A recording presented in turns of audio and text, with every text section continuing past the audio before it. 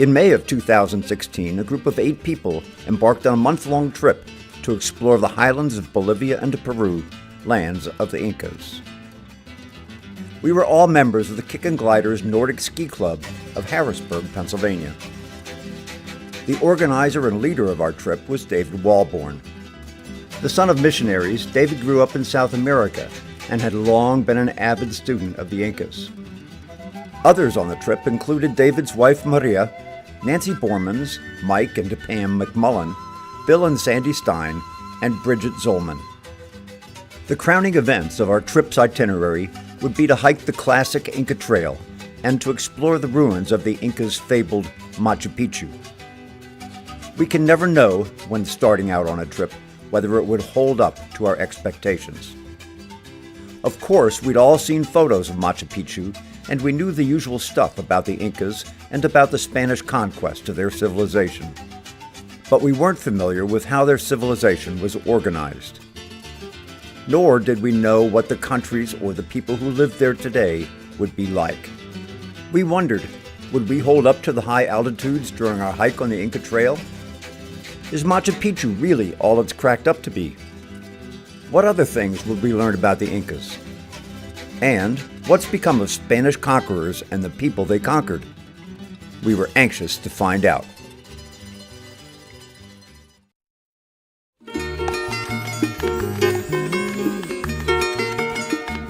Civilization in the Andes Mountains probably began about 7600 BC with nomadic herding people. The people developed several distinctive physical adaptations that helped them thrive at high mountain altitudes. They are relatively short and have almost a third larger lung capacity than other people. And they have slower heart rates, more blood, and their blood has more oxygen-carrying hemoglobin. The Inca civilization first appeared in today's southeastern Peru. The legendary Manco Capac proclaimed himself the son of the sun god and founded Cusco at the head of a fertile valley about 1200 AD. The Incas eventually became an expansive power when the 8th lord of Cusco, Viracocha Inca, rose to power in the early 15th century. His successor, Pachacuti, began building a massive empire that would extend 2,500 miles from northern Ecuador to central Chile and from the Pacific Ocean to the Amazonian jungle. At its peak, the empire encompassed 12 million inhabitants from more than 100 different ethnic groups. Well-developed agricultural and roadway systems, along with a centralized religion and language, helped maintain a cohesive state. Although the Incas had no written language, knotted cords, known as quipu, were used to keep track of historical and accounting records. A form of Quechua, the language still used by millions of indigenous people of the Andes, became the language of the Inca Empire. Most subjects were self-sufficient farmers who tended to corn, potatoes, squash, llamas, alpacas, and dogs, and paid taxes through public labor. The system of roadways that crisscrossed the empire totaled approximately 25,000 miles. Using those roads, a cadre of relay runners was capable of advancing messages throughout the empire at a rate of 150 miles per day. Despite all their power, however, in 1532, the Inca were quickly overwhelmed by the superior weaponry and especially by the diseases of Spanish invaders. The last isolated remnant of the immense Inca Empire was finally overrun in 1572.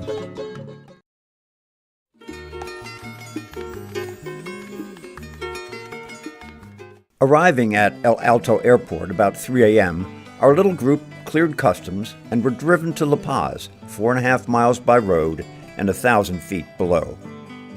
That still left us at an elevation of about 12,000 feet. The Hotel Rosario was a lovely and welcoming place, but the altitude left us newbies breathless from climbing just 1 or 2 flights of stairs. La Paz and the Hotel Rosario would be our base camp for the trip. We took a number of day trips to historic Inca locations directly from La Paz, and we returned there several times between trips to other cities. Other cities we'd visit included Sucre, also in Bolivia, and Cusco in Peru. As in La Paz, we'd take tours to sites surrounding those cities as well. And it was from Cusco, the seat of Inca culture, that we departed on our 4-day hike on the Inca Trail.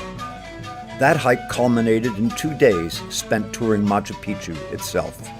The area just outside our hotel provided a peek at an important aspect of the local economy. Street vendors were everywhere, and they sold just about anything we could imagine.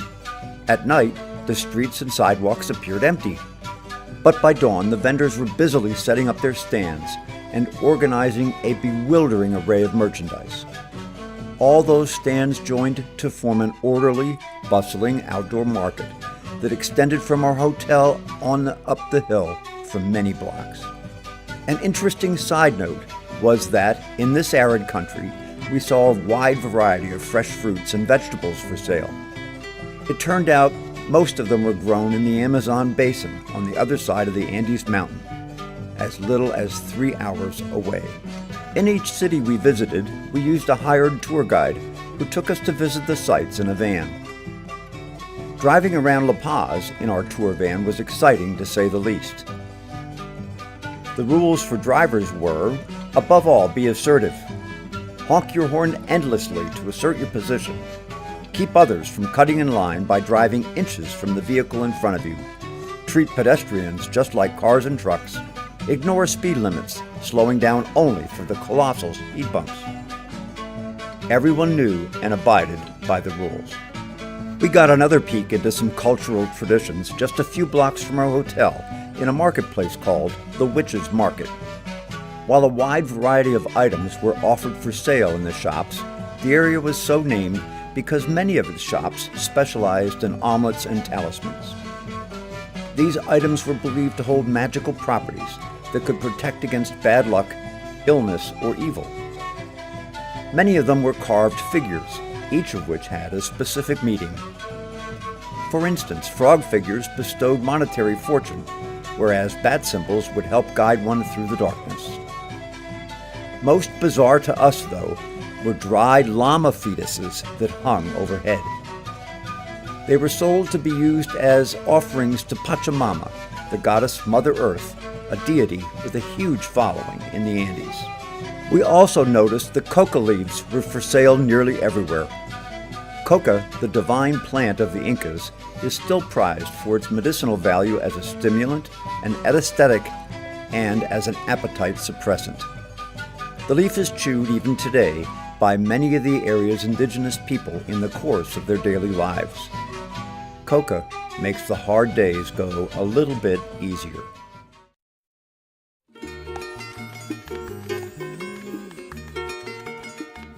No visit to Bolivia would be complete without a visit to Lake Titicaca, and our tour guide took us there in his van. At an elevation of 12,507 feet, Lake Titicaca is the highest navigable lake in the world. And there's an island in that lake that was the principal objective for the day, La Isla del Sol, or Island of the Sun. According to Inca mythology, the island is the birthplace of both the Incas and the sun. Or, choose your myth, the god Viracocha came out of the lake to create the sun, the stars, and the first people. On our way up and out of La Paz, we drove through the seemingly never-ending city of El Alto on the high plateau above La Paz. While the population of La Paz was mostly of Spanish descent, El Alto was almost exclusively populated by the indigenous Aymara people. Once part of La Paz, El Alto separated from it politically in 1987, becoming the first city built by indigenous Andean people since the Spanish conquest. By the time of our visit, it was a fast-growing, flatland sprawl of 1.5 million people. New construction was everywhere, including housing, manufacturing plants, and other kinds of businesses. We traveled along its main, permanently under construction highway to the northwest. Short sections of new, smooth concrete alternated with very long, very bumpy dirt sections. It was a bone-jarring mess. Although quinoa, a grain that originated in the Andes, seemed to be the main crop, we also saw several other kinds of fields. It was easy to see that this broad plateau we were driving through was situated between two ranges of the Andes Mountains. To our east was the Royal or Oriental Range, extremely rugged and snow-covered. Further east from that range is the Amazon Basin, the source of moisture that creates the snow. To our west was the Occidental Range. It, like the plain we were driving across, was dry and without snow. To get to our destination, we needed to cross the narrowest part of Lake Titicaca, the Strait of Tiquina. But there's no bridge across the Strait of Tiquina. Instead, vehicles are transported on crude, outboard-powered barges, while passengers ride in well-worn water taxis boarded from rickety piers. It was a nice little adventure, though, and we made it without mishap. Continuing along the lake's beautiful shoreline, our 4-hour drive was complete when we arrived at the town of Copacabana, where we would board a chartered boat to go to the Isla del Sol. Our scenic ride followed the shoreline, so we could see the miles and miles of terraced hillsides with the Royal Range off to our east, and Peru and the Occidental Range to our west. Our first stop was at Chincana, at the far northern end of the island. Legend has it that this was where the first Inca couple actually rose from Titicaca. We climbed the steep trail, a bit breathtaking at 11,500 feet, to Inca ruins that look like a maze of stone walls and tiny doorways. Within the maze, also known as the Labyrinth, was the small spring believed by pilgrims to contain sacred, purifying water. Nearby was a huge rock that, to the Incas, looked like a puma and was considered sacred. According to some, the Quechua word titi meant puma, and the word caca meant stone face. So, when they told the Spaniards that here was Titicaca, they took it as the name of the lake. During the Incas' reign, the puma was covered with gold. Gold their Spanish conquerors eventually plundered. Adjacent to the Puma Rock was a reconstructed ceremonial circle of rocks where sacrifices would have been made. Although the Incas were known to perform child sacrifices, it was said that only animal bones were found here. Returning to our boat, we headed along the east side of the island to a small hillside restaurant and resort, where we were served a traditional lunch.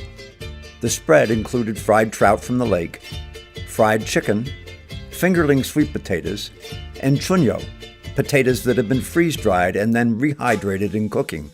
Not our favorite. Also on the menu were wonderful fried tortillas, a kind of seasoned potato cake, and fresh salad items. Our next stop was a place called Pilcucaña, where we climbed another steep trail to some pre-Inca ruins. They were easily identified as pre-Inca by the rectangular rather than trapezoidal doors, and by the stone-arched ceilings, neither a feature of Inca architecture. From those ruins, we continued along the trail above the island's coast to a place where we would reconnect with our boat. Along the trail, we saw lima beans that had been raised and recently harvested from a field still bounded by ancient terrace walls. The mature plants had been cut and bundled in shocks to dry in place. We also observed a family group of indigenous people walking a trail that would eventually intersect the one we were on. Garbed in traditional dress, they appeared to be returning home from some kind of trading activity. Their burros were heavily laden with sacks of what we thought were likely potatoes. Sure enough, we soon passed through the small village of Umani, where the group was unloading the burros and entering their houses. Just below the village, we came to the Inca Steps, a steep stone staircase of more than 200 steps built by the Incas. At the bottom of the stairway was the fabled Fountain of Youth. The fountain's waters are delivered via 3 separate spouts, which have been associated with the Inca triple injunction: don't be a thief, don't be a liar, and don't be lazy. Amasua, Amalula, Amaqueda. That injunction, incidentally, has been adopted by the UN at the behest of the Andean nations. Down at the dock, we boarded our boat to return to Copacabana, our van, and another 4-hour ride back to La Paz, where we arrived about 10:30 p.m. It had been a very long but excellent day. It was a treat while in La Paz to have the opportunity to witness the celebration of El Gran Poder. La Paz's Festival of the Lord Jesus of Great Power, a syncretic religious celebration blending Catholic with Amiran traditions. The festival traces its roots back to 1663 and, today, has evolved to a huge dance parade that winds through the streets of La Paz near the end of May. We obtained viewing stand tickets and watched the parade for a couple of hours. The dancing and elaborate costumes reminded us in some ways of the Mummers' Day Parade in Philadelphia.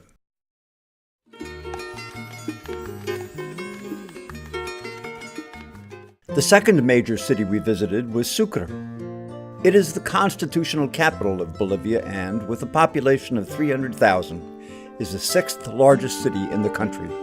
Located in south-central Bolivia, it lies at an elevation of 9,200 feet, which provided a bit of relief to our overworked lungs.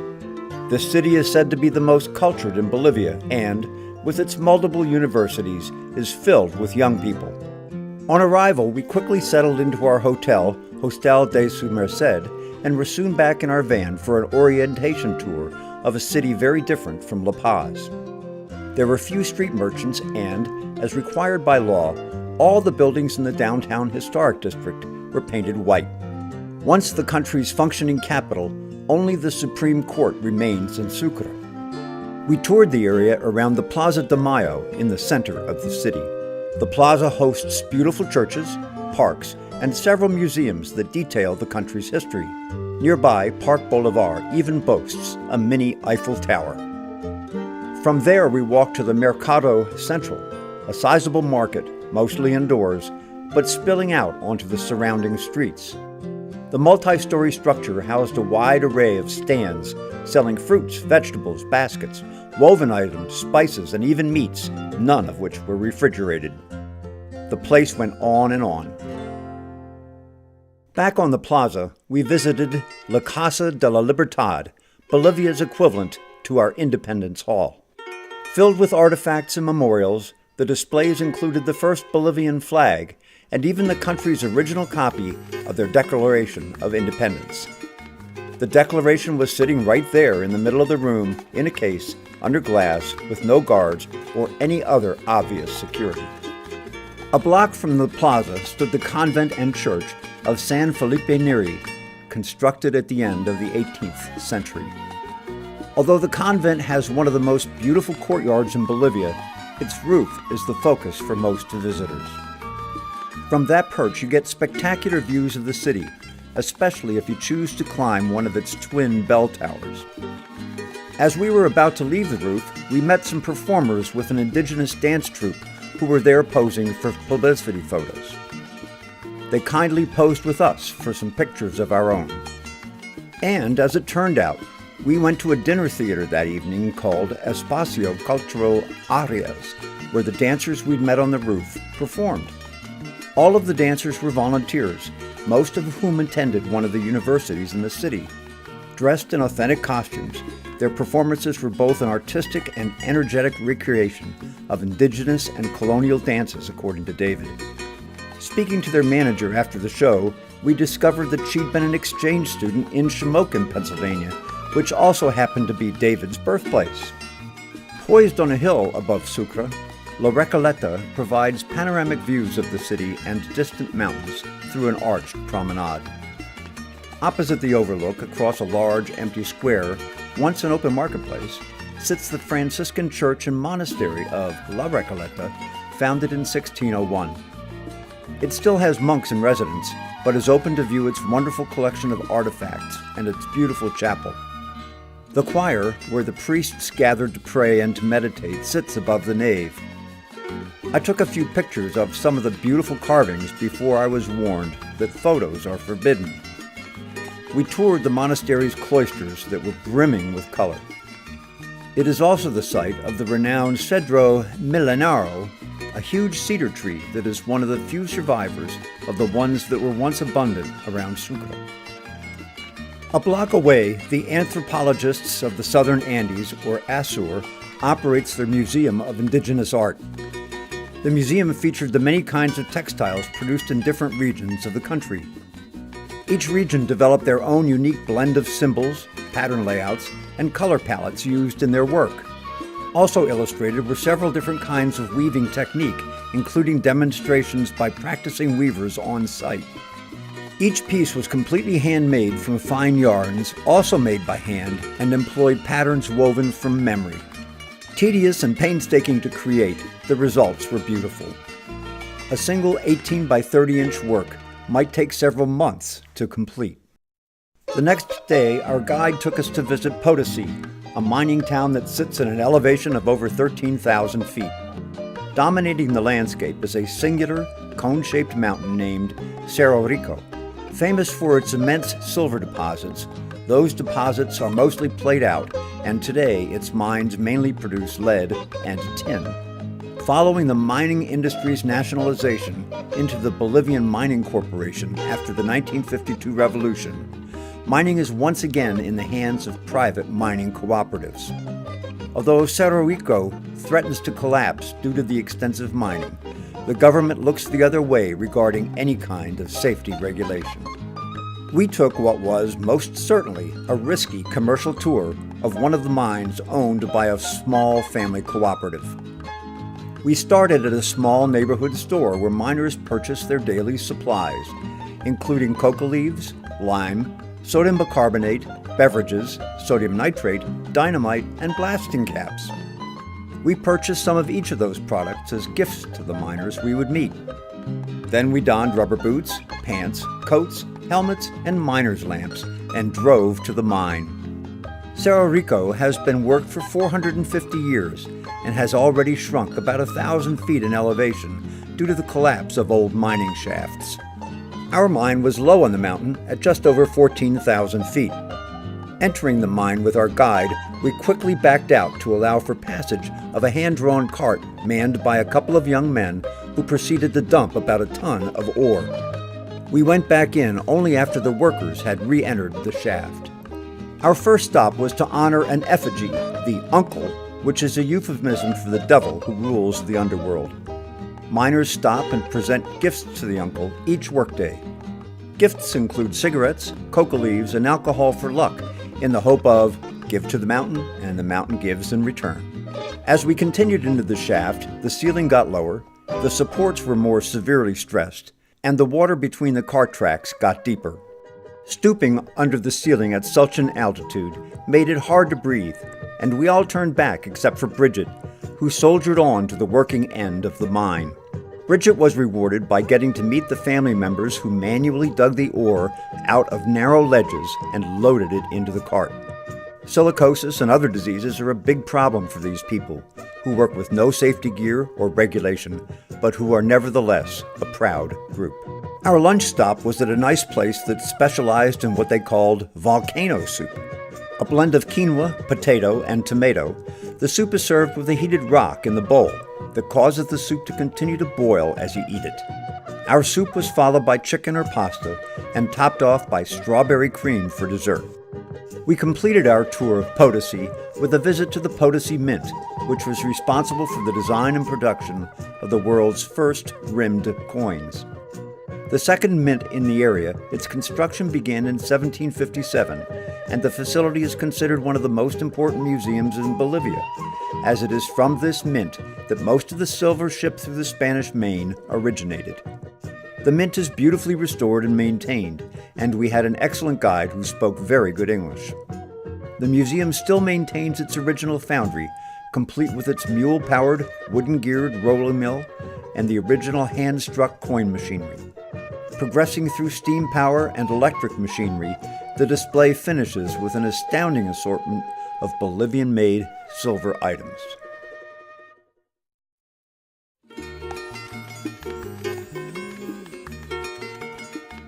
Back in Sucre, we prepared next for a stay at a working hacienda. The system of haciendas is woven inextricably into the history and development of Bolivia. Dismantled by land reform in the early 1950s, almost none survive as more than crumbling ruins. So there are a few places where you can still observe what was the agricultural system in Bolivia from colonial times to the middle of the 20th century. Candelaria is one of the only places where one can still have a glimpse into that era. So we visited Hacienda Candelaria, which is owned by friends of David. Those friends also operate the travel agency, Candelaria Tours, who so expertly arranged for our travel on this trip. We traveled through the town of Trabuco and then via the recently cobbled 12-mile-long road to Candelaria. Plainly said, the hacienda is a fading beauty, already greatly diminished in acreage after the 1952 revolution. It is both a physical struggle and a financial burden just to keep it running in the face of ongoing land reform that would break it up completely if it were not still farmed. We were served an excellent lunch on the veranda and treated to an oral history of the property by the hacienda's owner, Ellie. Ellie's Harvard-educated grandfather ran Candelaria for many years, and the hacienda was Ellie's home from birth. After lunch, Ellie accompanied us for a walk into the adjacent village of Candelaria. Several very accomplished weavers live and work in the village. While their homes are quite humble, their craft is first class. We observed 3 weavers at work and a couple more who displayed their wares for us.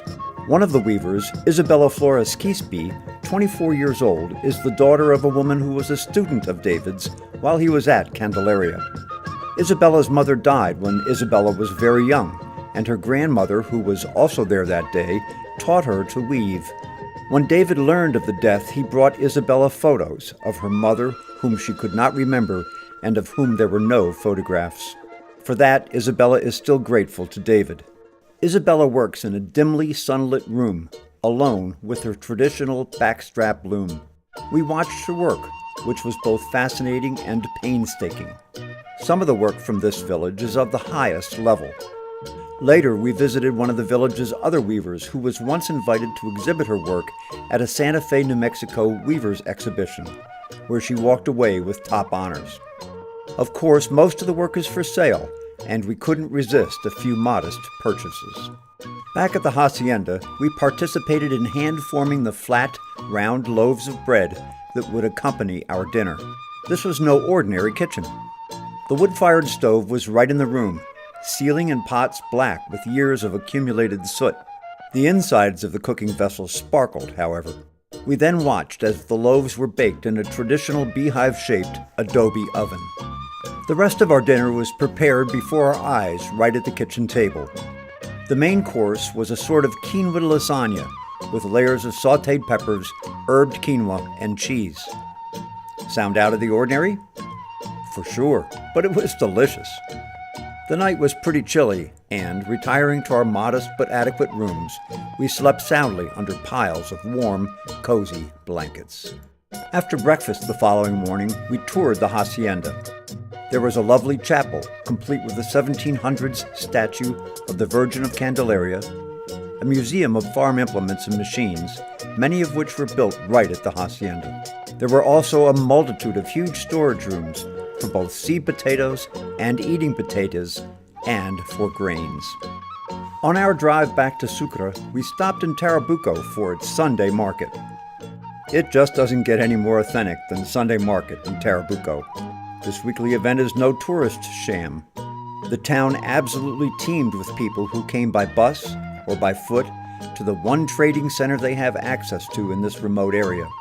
2 large, crowded formal market areas were dwarfed by the spillover into the streets with stand after stand where people were bartering to sell almost anything imaginable. Fruit, vegetables, blacksmith services, open-air beef, and bicycle parts are but a tiny sample. Here you can purchase a cell phone, or you can buy a package of dye for the yarn you spun from your sheep's wool for your weaving.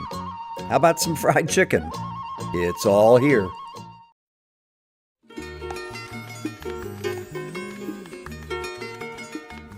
Our final city to visit was Cusco, Peru, the center of the Inca culture. We stayed at the Hotel Rumipunku. Nondescript from the street, it was very elegant inside with attentive English-speaking staff, several beautiful courtyards, and lovely rooms. The main square in Cusco is named Plaza de Armas. A big place, it was the main plaza of the Incas at the time the Spanish arrived, and is now surrounded by elaborate churches that trace the history of the place since the conquest. Belying Cusco's claim to being a colonial Spanish city, however, are numerous stone walls built by the Incas that are evident along many streets. Today, those walls were incorporated into post-conquest buildings. Inca walls are characterized by artfully dressed, finely fitted stone. So fine is the work that there is no room or need for mortar. In fact, in many of the walls, it is impossible to slip so much as a sheet of paper between two stones. The walls are sometimes of rectangular coursed masonry, but are often built of irregularly shaped stones. Remarkably, those stones, often with more than 4 and up to 12 corners, are just as finely fitted as the others. Corners of wall are square in some places and gracefully curved in others. Generally, the stone walls lean back about 15 degrees for increased stability. Inca doors are trapezoidal in shape, and ones of special significance have 2 or 3 jambs, indicating their importance. Heading back to our hotel, we walked along Loreto Street. The entire block has walls of Inca stonework that constitute the single longest Inca wall anywhere. Impressive. We visited the Horiquincha, or Templo del Sol. Here, a large Spanish monastery was built on top of the most sacred Inca structure, the Templo del Sol, which was partially destroyed by the Spaniards. An earthquake later severely damaged the monastery and revealed the extent and purpose of the original structure. The remaining Inca ruins are now preserved and displayed within the beautiful rebuilt monastery that now serves mainly to protect them. Inside remain temples to the moon, stars, and rainbow. The stonecraft is fantastic and has to be seen to be appreciated.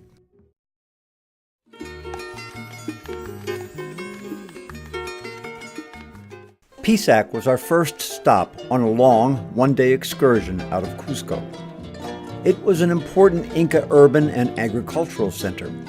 What remains are Pisac's agricultural terraces and some other stone structures. This was our first close-up look at the terrace construction technique and the flying steps or stone outcrops used to climb from one terrace level to another.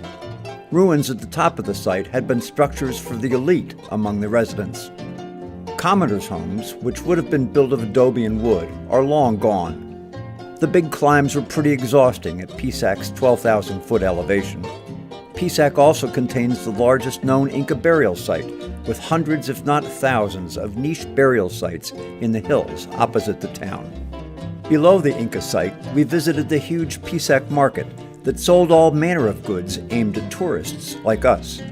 Although much of it was the usual tourist mementos, there are also many stands selling finely crafted items. 2 of us ended up purchasing a modestly sized carved gourd, for which the area is famous, as well as a hand-woven rug. You bargain pretty hard for everything here, and we walked away from the rug vendor twice before he finally chased us down the aisle on our way out to meet our final offer. Beginning our drive back to Cusco, we stopped at Tambo Macay, an Inca structure consisting of a series of fountains constructed alongside a stream. A wide gravel path followed the stream up a gentle grade to the ruin. The elegance of the site is a graceful reminder that the Incas considered water to be a sacred element. Close by was Pucupuchara, thought to be the ruins of a fort that defended the approach to Cusco. Notable are a few very large fitted stones that are part of the walls. Then there was Caengo, with its underground stone maze. It is famous for its extensive set of in-situ carvings, creating chairs and other furnishings directly from outcroppings of bedrock. The maze part is tunnel-like with narrow passages, sometimes feeling much like a cave. Our next stop, Sacsayhuaman, was the most monumental ruin we had seen so far. Sacsayhuaman was the site of a crucial battle between the Incas and the Spanish, a battle that determined the fate of the Spanish conquest. Its most prominent feature is a massive, fortress-like series of walls that zigzag along the edge of a wide, green meadow. Many of its stones are huge, and the workmanship was as fine as any we'd seen. There are several levels of these fortifications rising above the meadow. This is where the Inca army made its stand. Across the meadow is a glacier-polished outcropping. It was from that outcropping that the Spanish repeatedly attacked, and from which they eventually won their 3-day battle for Cusco. Our first stop on our second day's excursion from Cusco was Moray, an archaeological site on a high plateau at about 11,500 feet. The site consists of several terraced circular depressions, the largest of which is about 98 feet deep. Speculation about the site has led to the notion that Moray was an Inca agricultural experimental station.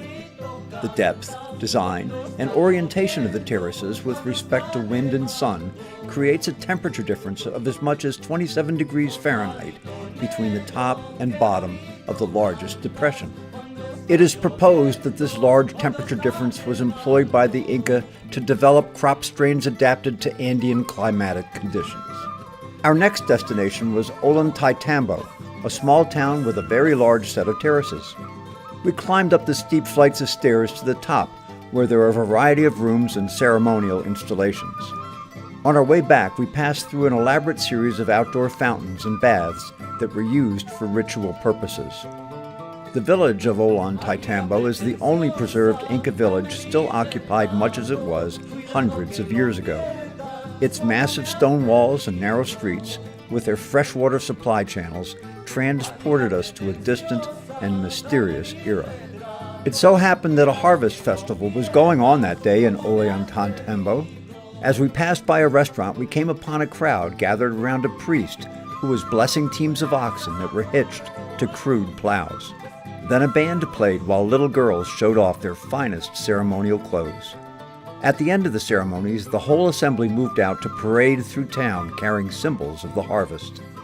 Sali Nara, our next stop, is a salt evaporation site. The origins of the place far preceded Inca rule, but it was certainly further developed by them during their reign. A salt spring flows into this area and is routed through about 5,300 impoundments that are alternately flooded and then allowed to dry out until there is a thick enough salt layer to harvest. The crude but complex system of irrigation-like channels was amazing. No high-tech here. We watched workers manually harvesting salt from some of the impoundments using shovels and wheelbarrows. Of course, guarding the entrance to the site was a corridor of shops that offered all sorts of exotic, salt-related souvenirs. From there, our driver diverted onto a series of narrow dirt roads on our way back towards Cusco.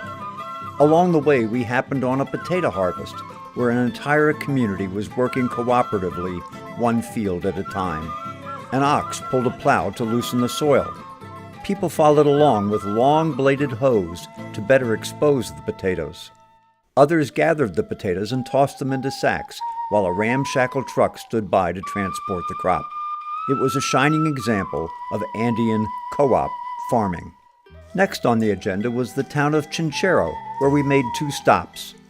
The first was at some Inca ruins above the town upon which a church was built.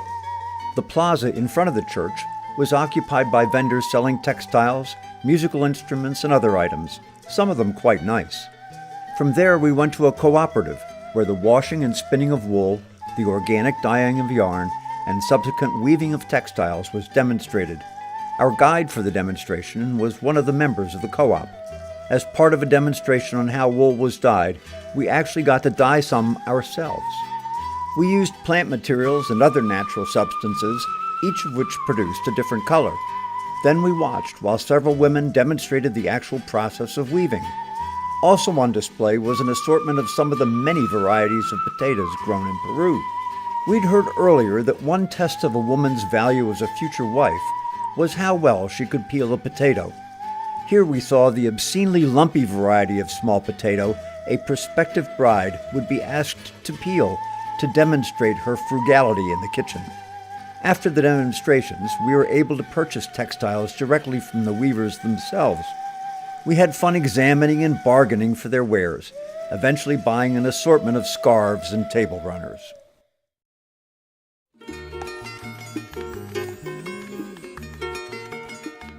Back in Cusco, we visited the Museo Machu Picchu, a new museum about the discovery, preservation, artifacts, and meanings of the Machu Picchu site that we would visit in a few days. Many of the artifacts displayed in the museum had just been repatriated to Peru from Yale University, where they had been since Machu Picchu was explored by Hiram Bingham in 1911. Having a complex civilization and no written language, the Inca needed a way to keep records. The quipu seen here used a series of colored, knotted strings to record things. Warehouses have been discovered with large numbers of quipus. The large numbers of them may eventually help investigators discover how to interpret them. Among the artifacts were gourds carved with scenes telling stories of important events, an art form practiced in the area for more than 4,000 years. As we left the museum, a young man was demonstrating the water flute, a uniquely Peruvian instrument of ancient origin. We then visited the Textile Museum. What beautiful work they displayed. The museum is also a fair trade establishment with a really nice museum space as well as a number of weavers actually demonstrating the art. The museum part thoroughly presented the process involved in the textile arts. It showed how people learn the art, the meanings conveyed through the patterns in the weavings, and displays of master weavers' works. In the fair trade section, they had a 40% off area that was very popular with our group. We purchased a variety of beautiful table runners and other items. Back at our hotel that evening, we met with our guide for our Inca Trail hike. He briefed us on the hike, what we would need to carry with us, and let us know that they would be at our hotel to pick us up at 4:30 a.m. He also provided each of us a stuff sack we could use to pack the gear to be carried by our porters. We would each also take a day pack to carry incidentals we'd need during the day on the trail. Our suitcases would remain in storage at our hotel. With that news, we all scurried back to our rooms to finish packing and to try to get some rest.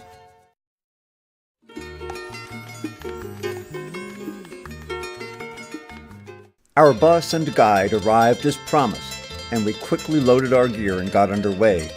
Next stop was to pick up our porters on our way out of the city. All 13 of them were waiting when we arrived, and they quickly loaded the tents, sleeping bags, cooking gear, and all the other incidentals that 22 people would need for 4 days on the trail. The Incas maintain a vast network of roads.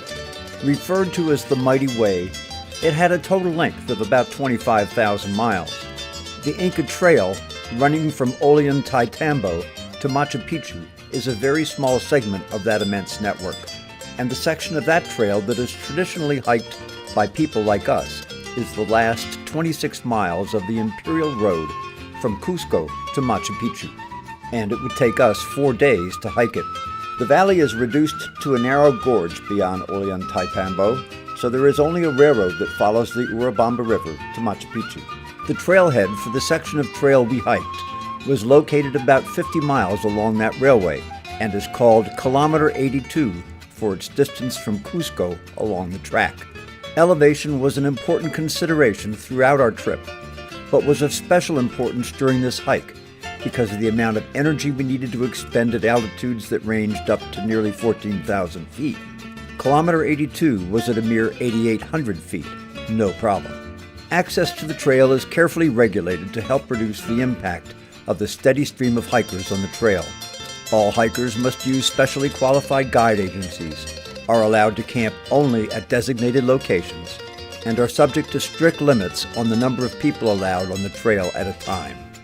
We disembarked from our bus at the visitor center at Kilometer 82, shouldered our packs, and passed through the gate onto the trail. A quarter mile beyond the gate was a checkpoint controlling access to the bridge across the Urubamba, and there our guide presented the permits that allowed us to pass on to the trail proper. For the most part, the trail is improved, either with crushed gravel or stone steps. Most of the steeper sections are furnished with stone stairways, many recently built to protect the trail from erosion by millions of footsteps. The first Inca site, Piscacuchu, we saw that day was across the Urubamba River from the trail. We stopped for a rest and lunch under a pavilion where locals offered beverages for sale. Even though we would only gain very little elevation our first day, there were some short climbs and we found ourselves getting winded even at these low altitudes. The next Inca site we encountered Lac Tapata, was also near where we camped our first night. Said to have been a trade and civic center, the ruin is quite large, with terraced agricultural fields arrayed below a complex of buildings arranged in orderly rows. After exploring the ruin, we walked the short remaining distance to our camp and found out what it was going to be like having porters. First of all, even heavily loaded with 30-plus pound packs, they hiked much faster than us. And how cool! They had our green two-person dome-style tents set up when we arrived at the campsite. Our stuff sacks were neatly lined up for us to pick out and take to our tents, where we also found our ground pads and sleeping bags ready to roll out. There were also two larger, red, wall tents connected together. One contained a kitchen, complete with a uniformed chef and sous chef tending to their large propane-fired cooking burner, among all the supplies and cooking gear needed to prepare some pretty fancy meals. The dining tent was complete with a large, if shaky, table and chairs set to seat all 8 hikers and our guide. The 4-course meal was amazing in preparation, presentation, and taste. Life was good. After dinner, we all lined up, both porters and hikers, for formal introductions and thumbnail histories. Most of the porters spoke only Quechua, so there was some translation involved, but it was informative and fun. Needless to say, after a 3:30 a.m. wake-up, the hiking and dinner to top it off, we all quickly fell sound asleep. Morning came, and so did a 6 a.m. wake-up call, along with hot coca tea, followed by a bowl of warm water to tend to our morning ablutions. This day's hike would bring us to a much higher elevation and poised to cross the highest mountain pass of our hike the following day. This part of the trail is inhabited, though sparsely, so we encountered people other than hikers from time to time, some with pack animals, others carrying supplies on their backs. There was even the occasional telephone, this one at a tiny hostel at one of our rest stops. The hostel had actual clean bathrooms with fixtures, albeit one's missing certain elements. As an aside, and we'll spare you any photographic evidence, the bathroom facilities along the trail were as absolutely disgusting to our sensibilities as they were varied. On a lighter note, we enjoyed the unusual trees, vegetation, and flowers that we saw during the day's hike. We have to admit that the day's hike took a toll on most of us. We climbed more than 2,100 vertical feet to the place where we camped at an elevation of 10,800 feet. In spite of the fact that most of us were in decent shape after a season of cross-country skiing, our lungs and hearts just couldn't supply oxygen fast enough to our muscles. Therefore, most of us needed frequent rest stops, and we ended up being pretty spread out along the trail. Now, it's time to mention the physical capabilities and grace of our team of porters. That morning, as we left our camp, they began packing our tents and luggage, as well as the entire setup of kitchen and dining facilities, and loading it all on their backs. Within a couple of hours, they had blown past us, moving ahead to set up cooking and dining facilities for lunch. By the time we arrived, there was just enough time for a short nap before we were served a wonderful lunch. Then, as we took off again, the porters packed and shouldered it all again, passed us in an hour or so, and had it all set up again before our evening arrival. And, to help us feel that we had accomplished something notable that day, they formed a welcome line and applauded each one of us as we straggled in. After another much-needed rest period, we were served yet another beautifully presented dinner before retiring. A similar routine would repeat each day. Life, if somewhat difficult, was very good. Our third day on the trail was going to really test us. It was the big one. It was pretty chilly and damp when we left camp, and remained so through much of the day. Today we would climb almost 3,000 feet to Warmi-Wanuska Pass, which at 13,780 feet would be the highest point on our trek. Then we would descend a little more than 2,000 feet before climbing back up to Runkurake Pass at 13,120 feet. Finally, it would be downhill another 2,000 feet or so to our third night's camp. And so this day was all about climbing, descending, and near exhaustion. The views were pretty spectacular on our way up to Warmi-Wanuska. Our first objective, in English Dead Woman Pass, is so named because its crests, when seen from the valley below, resemble the form of a woman's supine body. and we saw those crests in front and above us for what seemed like forever. We could also look back to admire the progress we had already made, as well as watch our team of porters gaining steadily on our position. We stopped for a celebration, a pretty subdued one actually, when we reached the pass. We were already pretty whipped and had achieved only the first objective for the day. And down we went. We've been pretty much above the tree line for some time, and it was interesting to see the changes in vegetation as we descended. Many portions of the descent were quite steep, and there were irregular stone steps in most of the steeper areas. We negotiated the steps pretty carefully because they were sometimes pretty high and irregular, and most of us used carefully placed hiking poles for stability and safety. For the porters, however, it was a different story. They practically ran down the steps, many of them shod only in sandals. At least the descent gave our lungs a rest, so that we were better prepared for the climb to Runcorque Pass. Guarding the entrance to the pass is a site also called Runcorque. We took some time to explore the place.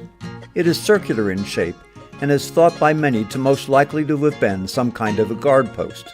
This trail was, after all, an imperial road, and ordinary people were not welcome, much less enemies of the Inca, so a guard post would have made sense.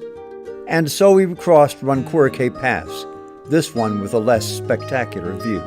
It was all steep downhill for the next mile to our most important archaeological site of the day.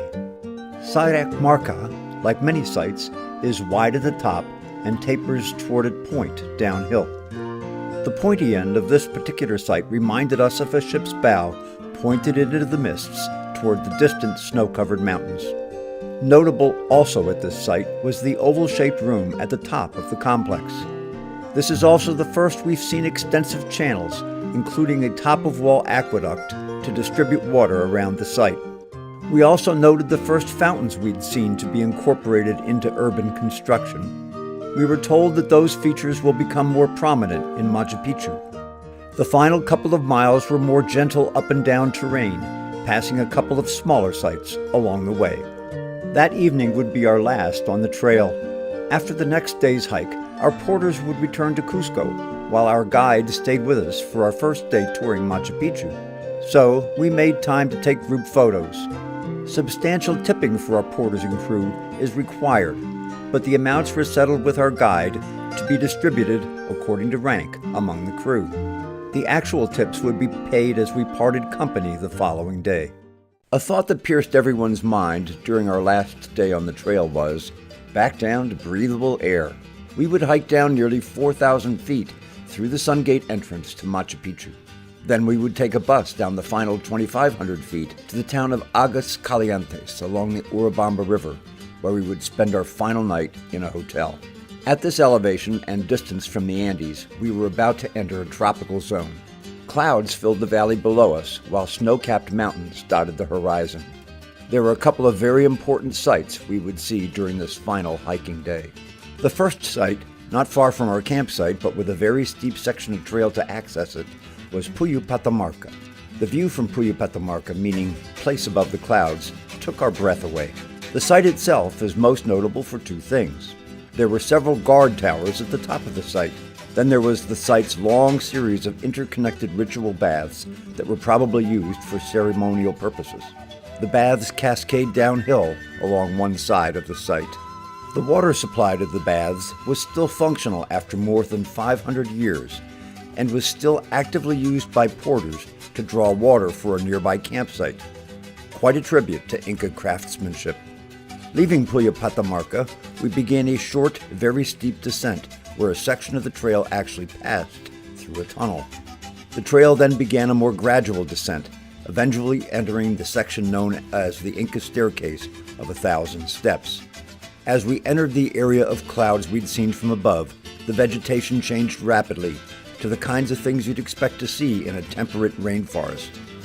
At first sight, Intipata, the next Inca site we explored that day, looked like a construction scar on the hillside. As we got closer, it was clear that it was a large set of beautiful agricultural terraces with few other structures. It was probably mainly an agricultural complex built to supplement the food supply for Machu Picchu. However, it was also the first place along the trail from which we were able to see the Urubamba River, so it may have also served as a place from which to relay messages to Machu Picchu. The design of the curved terraces with their flying steps seemed especially graceful. Graceful enough for us to pause and take a group picture. As we departed Intipata, we began to encounter parts of the trail that contained extended sections of ancient Inca steps, many carved directly into bedrock. The last site we encountered along the trail that day was Huayna. It was the most pristine and beautiful place we'd seen along the trail, and was likely used as the final resting spot before travelers reached the sanctuary of Machu Picchu. Huayna has an even more impressive series of Inca fountains or baths than Puyu Patamarca, numbering 15 in all. It was amazing just how steep the terrain was that was terraced. This place also had many more dwelling structures than any other site we'd seen, and we spent quite a long time exploring the site. This was also the last we'd see of our dedicated crew of porters and cooks. So of course they'd prepared the most elaborate luncheon feast yet. It was special in every way, from carved vegetables to a celebration cake. Finally, we said our farewells, shook hands, and passed over the tips we'd arranged with our guide. At the end of the trail, our final site for the day would be Intipunku, commonly called the Sun Gate. But before that, we would encounter one final obstacle. Our guide stopped us just before a sharp turn in the trail and said that just ahead was the Gringo Killer. The Gringo Killer turned out to be an impossibly steep, long, rough stone stairway that climbed up and out of sight. It sure felt like a killer. Finally, and shortly after that Gringo killing event, we arrived at the Sun Gate. Intipunku guarded the principal trail leading to Machu Picchu. The building features large windows and doorways and once had a thatched roof. And this is where we got our first glimpse of Machu Picchu itself from 900 feet above it. Wow! First and foremost was the sheer extent of the site. Second was the classic sight of the impossibly steep mountains that surround it. And we stopped and we just looked. Wow! And then we looked at our watches. It was getting late in the day, and we had to worry about missing the last bus down the final 2,000 feet to the town of Aguascalientes and a real bed in a nice hotel. Walking that last mile to the buses seemed to take forever, but we made it with a few minutes to spare. The steep, dusty Hiram Bingham Road down to town was unpaved except for its 13 switchback corners. A thrill ride to be sure, it made for a crazy end to an eventful day. That evening, after our first shower in days, we enjoyed dinner in an actual restaurant and a warm, cozy bed.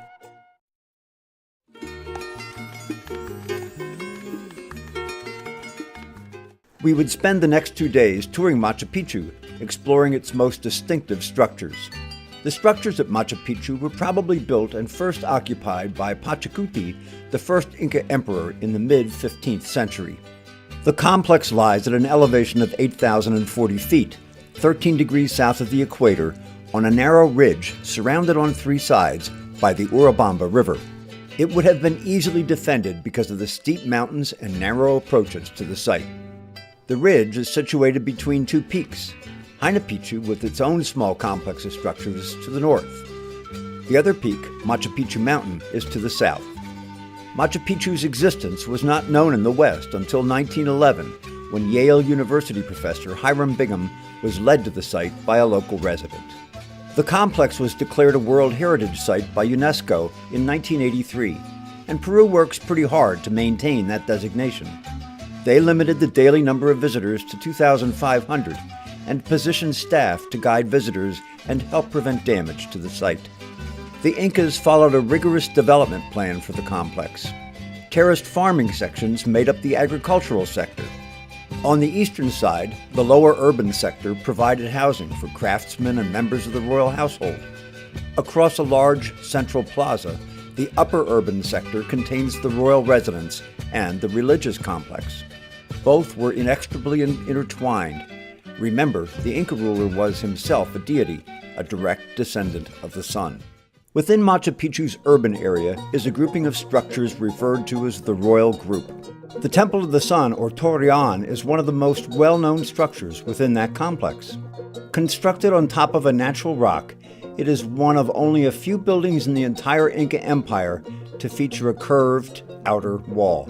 The temple has 3 windows, one facing to the north and 2 facing to the east. The northern window is the largest of the 3 and has a unique form cut into the stones at its base.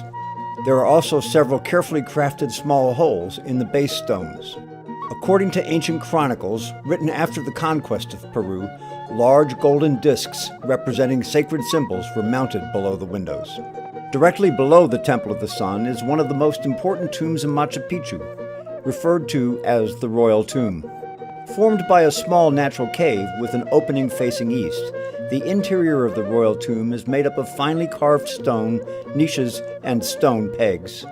The main features among the carvings are a large altar with 2 levels and a symbolic staircase carved directly into the natural rock. Historians believe that the Royal Tomb housed hierarchical mummies that belonged to Machu Picchu. The Royal Palace area is a complex of rooms with niched walls and a courtyard. The high level of fit and finish of the stonework is an unmistakable indicator that the occupant was of the highest status. And the arrangement of entrances and the inclusion of a courtyard made this area more private and secure than other dwellings in Machu Picchu. Next to the royal palace begins the Stairway of Fountains. These supplied the city's inhabitants with clean, fresh water through a series of 16 small waterfalls that each pour into a small pool or bath. They are fed by natural springs that flow through a long stone channel to convey the water a half-mile across the terraces to the first fountain. Each fountain has a spout shaped perfectly to fill the clay water jugs of the ancient Andes. The location of the first fountain, next to the royal palace, allowed the emperor first access to the water. The main square in front of the high ritual areas divides Machu Picchu into the upper and lower urban sectors. It is to be expected that the Incas' residence should be in close proximity to the ritual areas, the Temple of the Sun, the Sacred Plaza with its temples, and the Intihuatana atop its natural pyramid. The Sacred Plaza is located in the far western side of the upper urban sector in a naturally elevated position. The Sacred Plaza is home to several important structures. The Temple of the Three Windows is constructed with polygonal stones of awesome size and shape, exquisitely fitted. The long main wall features 3 exceptionally large windows which faced east, framing the main plaza, the lower urban sector, and the mountains beyond. The 2 shorter lateral walls have carved receptacles, which together with a central upright stone would have supported a wooden beam spanning the front. This feature, together with the partially completed gables and the protruding round pegs, indicated that the temple was going to be roofed. The main temple features a total of 17 trapezoidal-shaped niches, which may have been used for ceremonial offerings.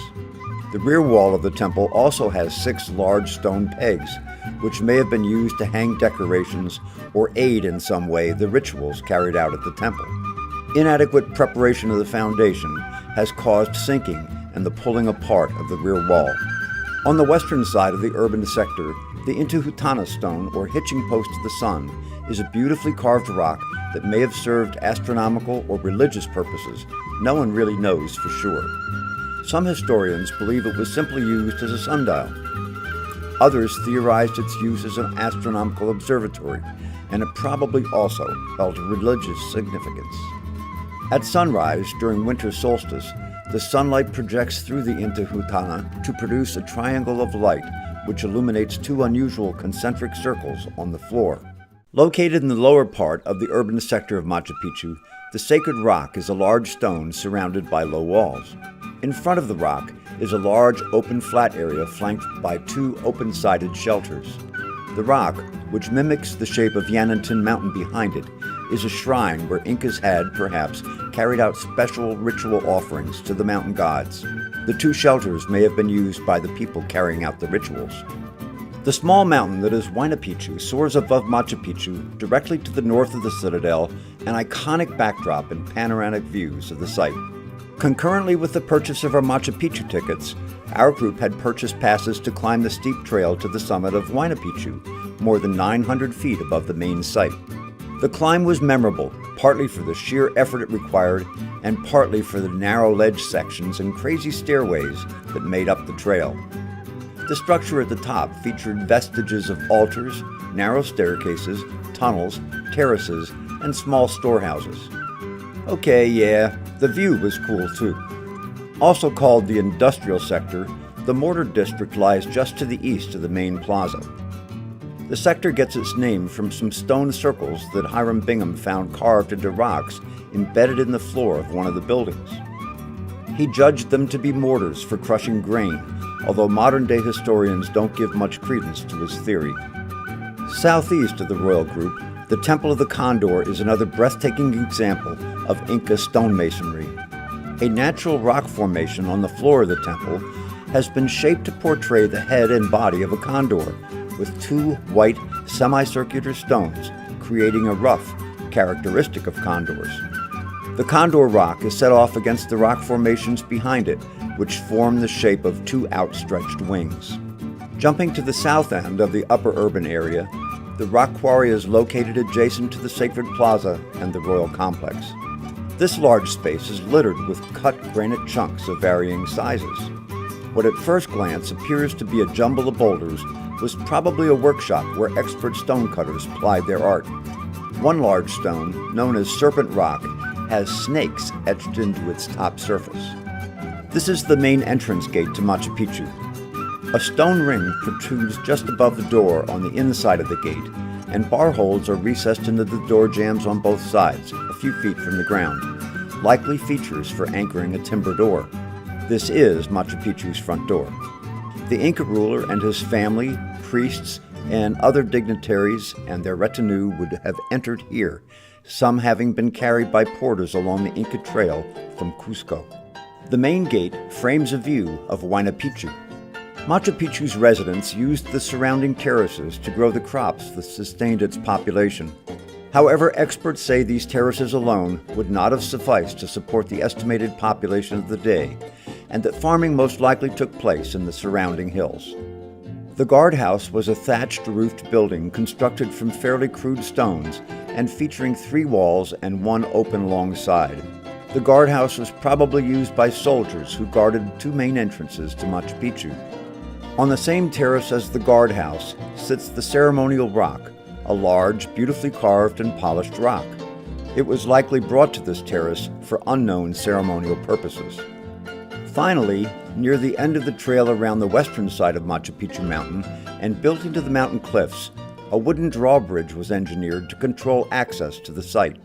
The bridge consists of timbers across a strategic gap in the trail. With the timbers removed, access to Machu Picchu along this trail would be virtually impossible. Today, all that is left of the trail beyond the drawbridge is a line of vegetation where the trail once clung to the face of the cliff.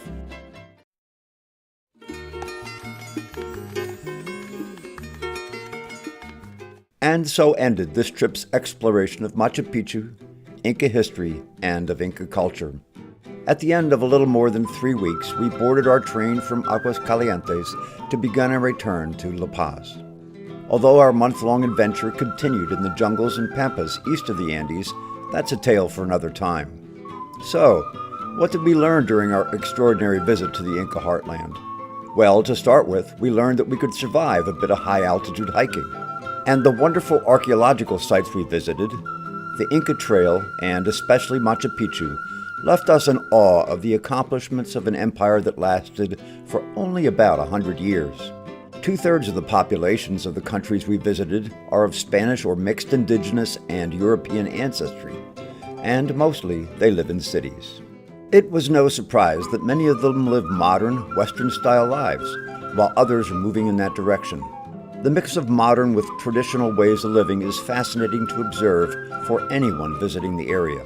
But our group gained some extra insights and got to meet more of the other indigenous third of the population because of David's connections to the area. He made sure we toured rural areas, saw farmers working their fields, and entered that working mine in Potosí. And visiting Hacienda Candelaria and meeting David's friends in the Hacienda's village allowed us to gain insights into the Quechua culture that most visitors do not. Those people still mainly speak Quechua or Aymara and continue to practice many of the vibrant traditions that came down from the Inca Empire and the peoples who preceded them. Those traditions developed as the means to survive in the cold, dry, high-altitude regions where they established their homelands. And in many ways, those traditions continue to play an enduring part in their daily lives and in their identities. At least once a day throughout the trip, those in our group found ourselves thinking, I can't believe what I'm experiencing. And the experience continues to help me understand the ways in which we humans manage to survive and thrive in nearly every corner of this planet we inhabit. It was a memorable experience.